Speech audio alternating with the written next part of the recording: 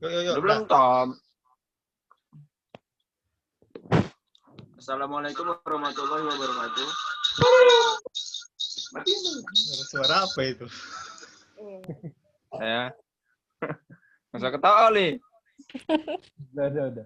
Dah, Ya. terus. Assalamualaikum warahmatullahi wabarakatuh. Waalaikumsalam warahmatullahi wabarakatuh. Kami dari kelompok 1 yang berjudul Generasi Internet dalam Keluarga ingin mempresentasikan hasil kerja kami. Sebelum kami mempresentasikan, izinkan kami untuk memperkenalkan diri. Yang pertama, saya sendiri Nur Sidik Bagas Saputra sebagai moderator dan pembaca keempat. Lalu ada Husnul Khotimah, pembaca terakhir. Lalu ada Cindy Dwi Alfiana Putri, pembaca pertama. Lalu ada Tommy Rivaldi, pembaca kedua.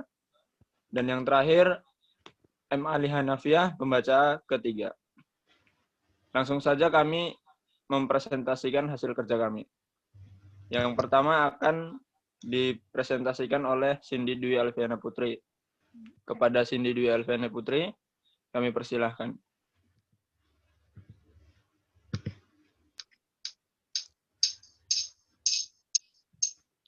Terima kasih, saya ambil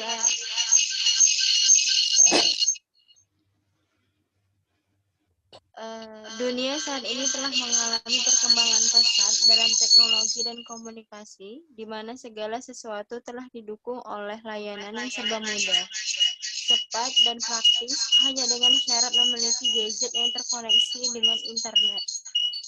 Teknologi saat ini dapat memudahkan kita dalam pencarian, ingin mengetahui apa saja, berbelanja, dan masih banyak lagi yang membuat kita tidak perlu repot-repot beranjak dari tempat dan dapat dilakukan sembari bersantai di rumah. Kemudian teknologi komunikasi dan informasi atau disingkat dengan TKI mempengaruhi ikatan keluarga dengan cara positif maupun negatif dan memiliki dampak besar pada masyarakat secara keseluruhan.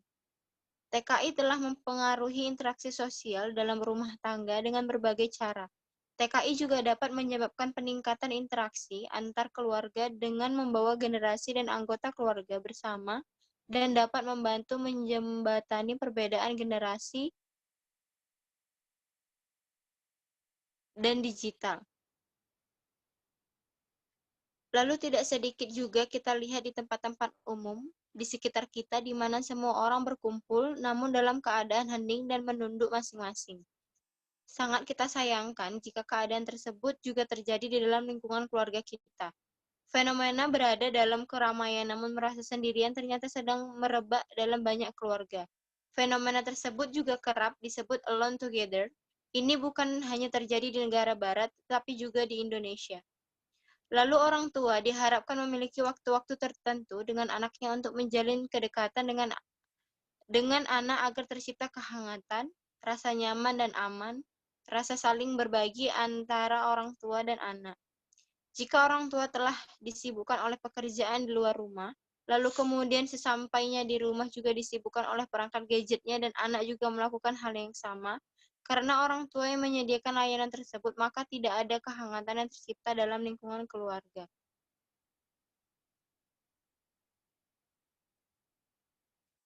Kata-kata anak yang telah disebutkan dalam beberapa selipan uraian di atas, mereka sang generasi internet yang sedang maraknya di saat ini, di mana anak-anak yang berhasil terlahir dan dibesarkan dalam ranah keluarga yang sudah berbaur dan bahkan terikat dengan dunia digital. Jadi tidak heran bila mengapa generasi internet ini muncul secara gambaran umum, seperti apa generasi itu sudah diuraikan juga di bagian atas dalam bab ini. Dan secara langsung juga dapat kita rasakan dan kita saksikan masalah baru muncul setelah generasi internet lahir dan dibesarkan. Maka dari itu kami akan menganalisis dan membahas seperti apa peranan generasi internet di dalam dunia keluarga, dan apakah selalu cenderung negatif saja seperti yang tertera di atas, apakah ada peran positifnya yang akan membawa masa depan ini menjadi lebih cerah. Generasi internet ini dapat kita katakan juga gambaran umum generasi yang akan datang. Kemudian rumusan masalah yang kami angkat adalah apa itu generasi internet, kemudian apa itu keluarga, lalu apa itu keluarga digital, dan bagaimana peranan generasi internet di dalam dunia keluarga. Kemudian tujuannya untuk mendeskripsikan waktu berkualitas antara orang tua dan anak di era digital saat ini, di mana orang tua maupun anak telah disibukkan oleh gadget masing-masing, meskipun secara fisik mereka sedang berkumpul bersama.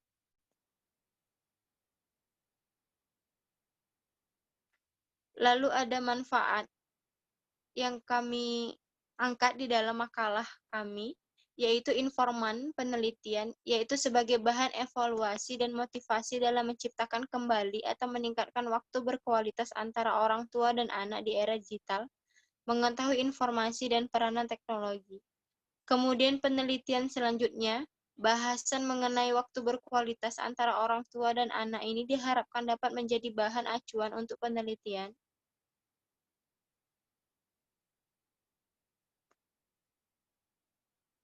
Selanjutnya dibawakan oleh Saudara Tommy. Di sini saya akan membawakan pembahasan dalam generasi internet. Di sini terlihat ada beberapa generasi internet dalam generasi ke generasi.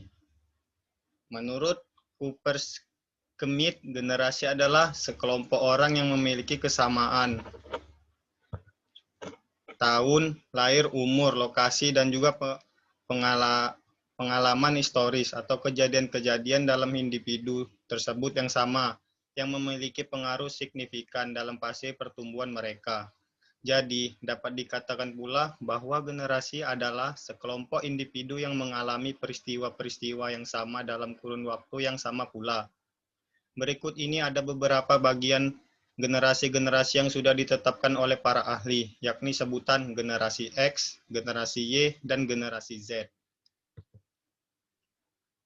Generasi X, yaitu lahir antara tahun 1930 sampai dengan 1980. Generasi X adalah generasi yang lahir pada tahun awal dari perkembangan teknologi dan informasi, seperti penggunaan PC atau personal komputer, video games, TV kabel, dan internet. Generasi X ini mampu beradaptasi dan mampu menerima perubahan dengan cukup baik, sehingga dapat dikatakan sebagai generasi yang tanggung, yang memiliki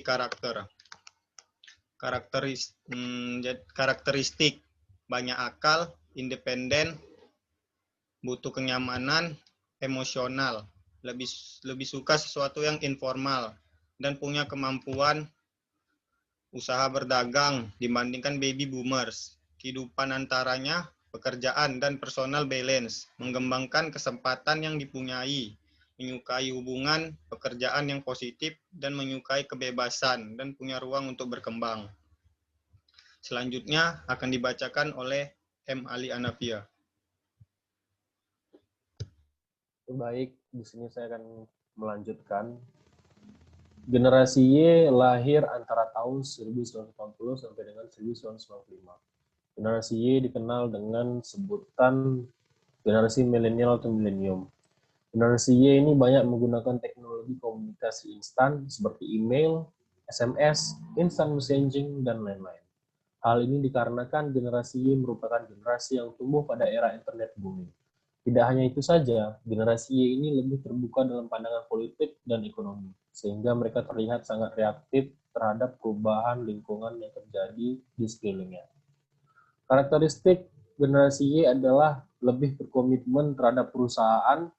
Pekerjaan merupakan salah satu prioritas, tapi bukan prioritas utama. Menyukai peraturan yang tidak berbelit-belit, menyukai keterbukaan dan transparansi. Dalam pekerjaan, team orientation fokusnya menyukai feedback dan juga suka tantangan baru yang menantang dan membuat diri mereka harus push their limit.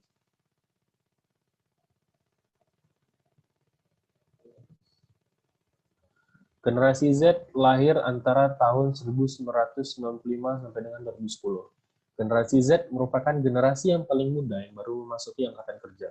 Generasi ini biasanya disebut dengan generasi internet atau I generation.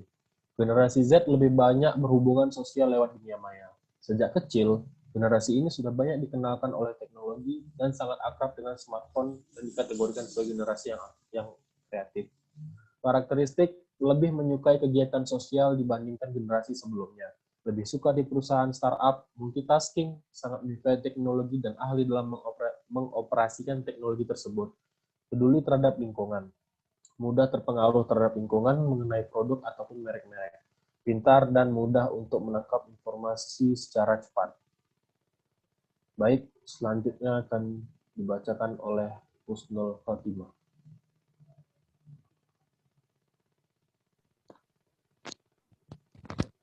Mohon maaf, Bagas, Ali.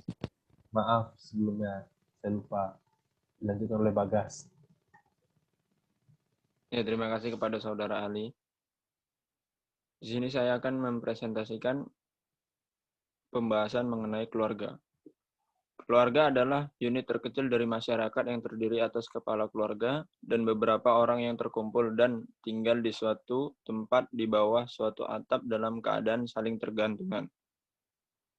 Ada beberapa jenis keluarga, yaitu keluarga inti yang terdiri dari suami, istri, dan anak.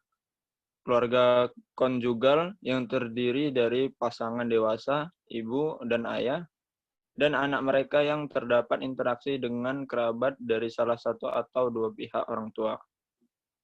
Yang ketiga, keluarga luas yang ditarik atas dasar garis keturunan di atas keluarga aslinya.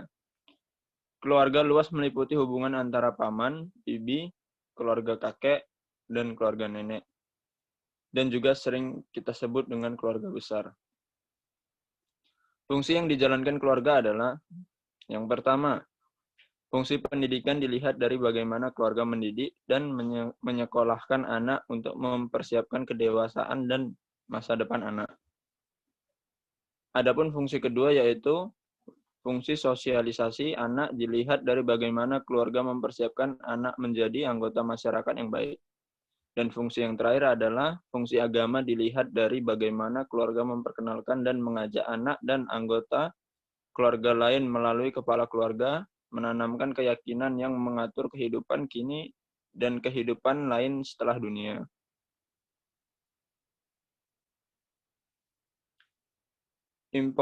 Importance education of parent.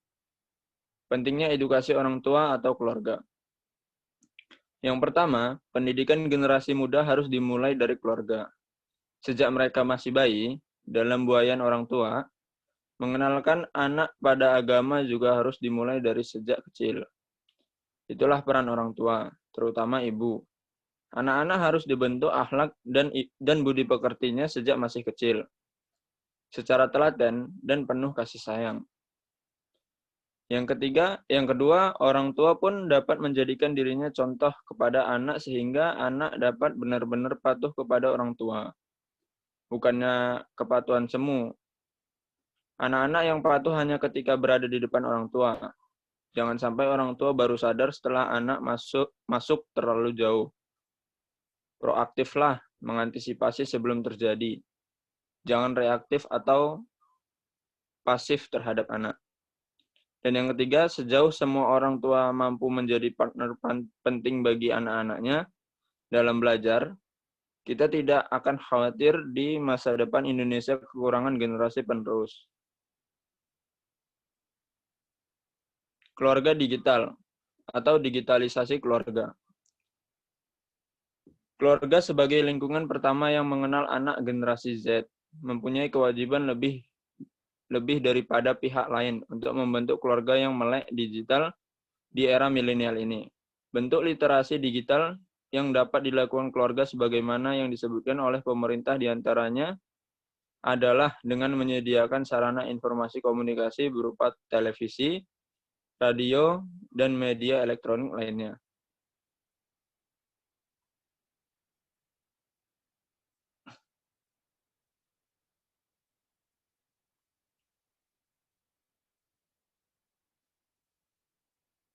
Ya, kepada Saudara Tommy, boleh digeser slide-nya. Udah.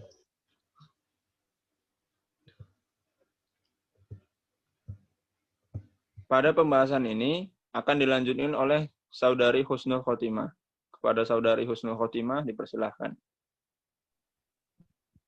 Baik, saya akan melanjutkan pembahasan mengenai peran generasi internet dalam keluarga. Seperti yang kita ketahui, keluarga merupakan sebuah dunia yang utama sekali terlihat oleh para generasi 2000-an ke atas. Ketika membuka matanya, mereka ketika lahir juga telah dikelilingi oleh benda-benda modern, canggih, serta serba instan di sekitaran mereka. Bahkan selama di dalam kandungan pun mereka sudah dikenalkan oleh orang tuanya, yang termasuk orang tua milenial dengan alat-alat canggih seperti menelpon menggunakan Android atau smartphone, mendengarkan musik pakai headphone, bahkan headphone-nya juga dipasangkan sang ibu ya di permukaan perut yang sedang hamil mengandung generasi internet ini. Tak jarang sang ibu tadi juga menghibur diri dengan cara salah satu menonton YouTube, video-video pendek di beberapa media sosial seperti Instagram, Facebook, Line, WhatsApp, BBM, dan sebagainya.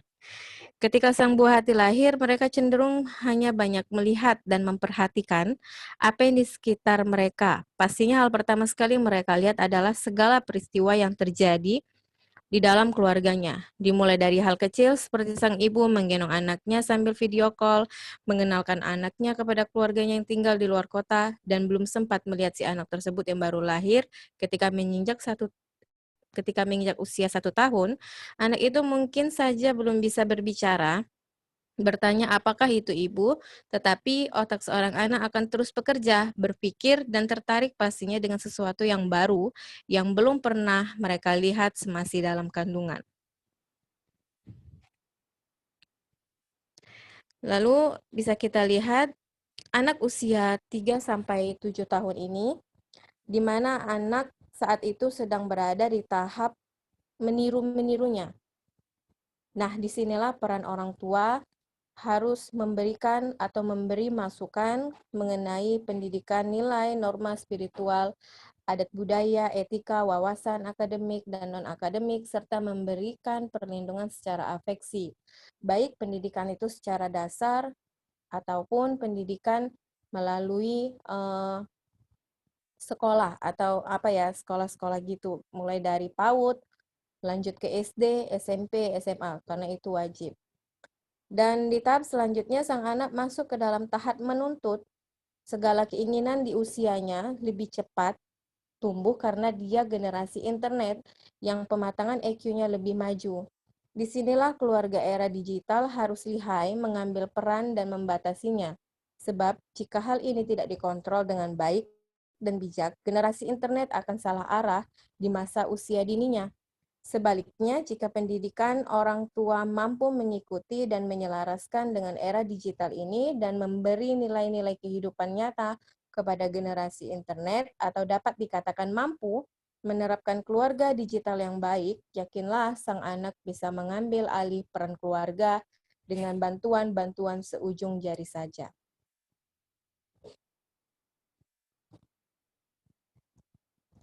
Lalu kesimpulannya, keluarga merupakan lingkungan paling utama dan penting karena keluarga merupakan tempat yang pertama kali menerima, memberikan pelajaran, dan memberikan warna bagi kehidupan kita saat lahir di dunia.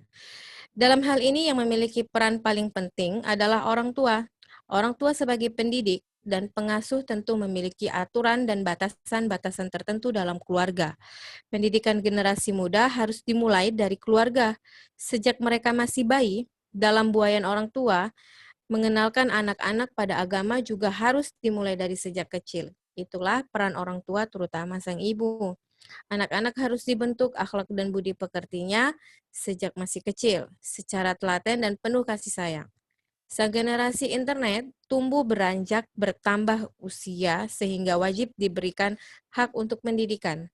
Di masa pertumbuhan ini, sang generasi internet mulai ikut ambil peran dalam keluarganya seperti menuntut keinginannya yang ingin selalu berkecimpung di dunia internet seperti ingin memainkan game online, menonton YouTube, atau video-video lainnya di dalam media sosial. Baik, itu saja. Sekian dan terima kasih. Ya, terima kasih kepada Saudari Husnul Khotimah yang telah menjelaskan beberapa pembahasan. Dan kepada rekan-rekan semua, terima kasih. Mungkin itu saja yang bisa kami sampaikan. Lebih dan kurangnya kami memohon maaf. Kepada Tuhan kami memohon ampun.